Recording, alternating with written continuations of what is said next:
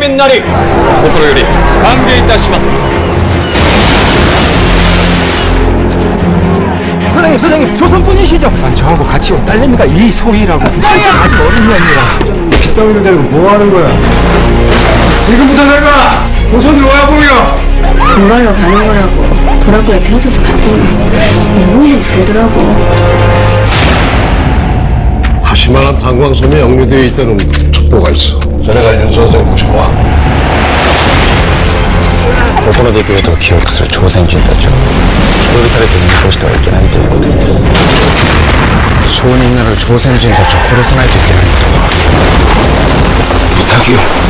내 딸 소희만이라도 여기서 나가게 해줍시다. 나갈 거야. 여기 있는 조선 사람들 다 같이. 집에 다시 가요? 그럼 가야지. 조선 사람들 전부 배 살 동안 우리가 뒤를 봐준다. これから俺たちは家に帰ろ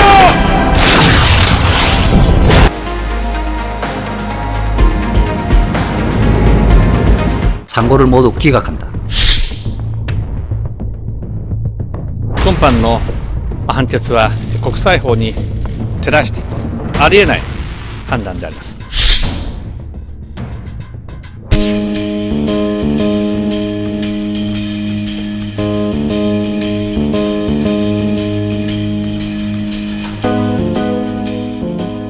강제동원 피해에 따른 위자료를 지급할 의무가 있다고 하였고 위자료 금액을 1억 원씩으로 정하였습니다.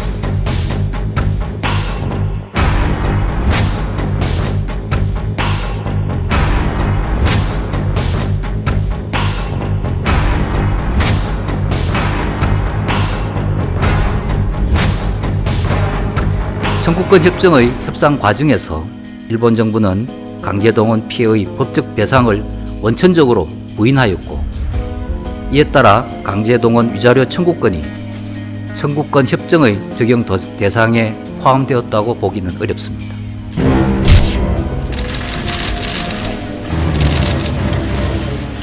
本件については1965年の日韓請求権協定によって完全かつ最終的に解決しています。今般の判決は国際法に照らしてありえない判断であります。日本政府としては毅然と対応してまいります。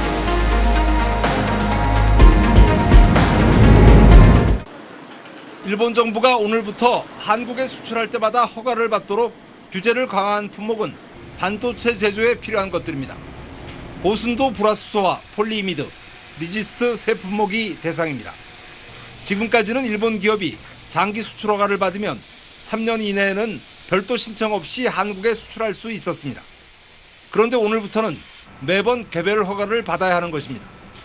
수출하는 일본 기업이나 수입하는 한국 반도체 회사 모두 일본 정부가 어느 정도 수출을 제한할 것인지 촉각을 곤두세우고 있습니다. 일본 내 무역 전문가들은 만약 일본 정부가 한국 기업에 대해서만 수출을 불허하게 되면 WTO 규정을 위반할 가능성이 커진다고 지적하고 있습니다. 그러나 일본 정부는 계속 큰 소리를 치고 있습니다. 주무부처인 경제산업성은 8월 1일로 예고된 한국을 무역 우대국에서 제외하는 조치를 강행하겠다고 밝혔습니다.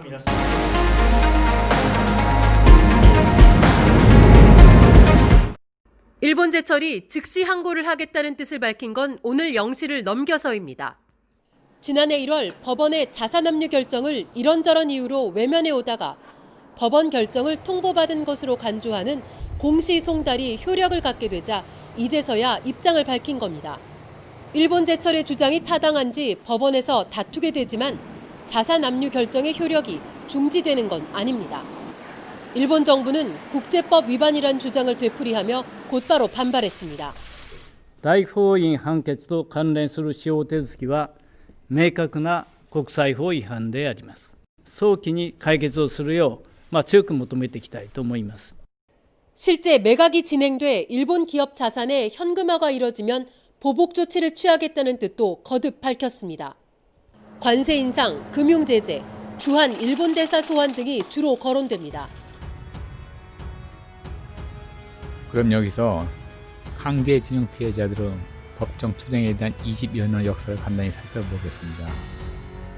피해자들은 1997년 12월 일본 재판소에 강제징용 손해배상 청구 소송을 제기하였고 2003년 10월 일본 최고재판소는 상고 기각 결정하여 피해자들이 패소하였습니다.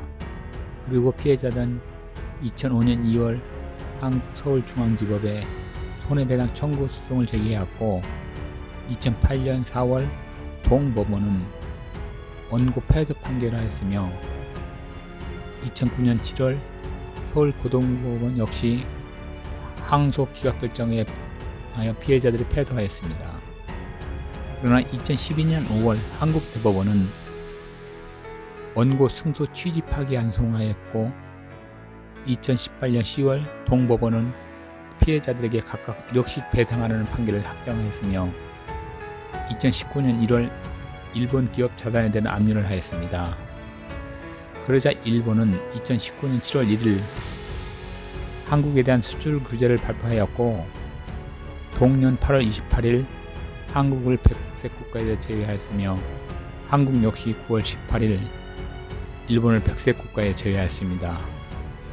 그리고 2020년 6월 한국 법원은 공직소송가를 결정하였고 2020년 8월 4일 영치를 기해 공직송달 효력이 발생하였습니다.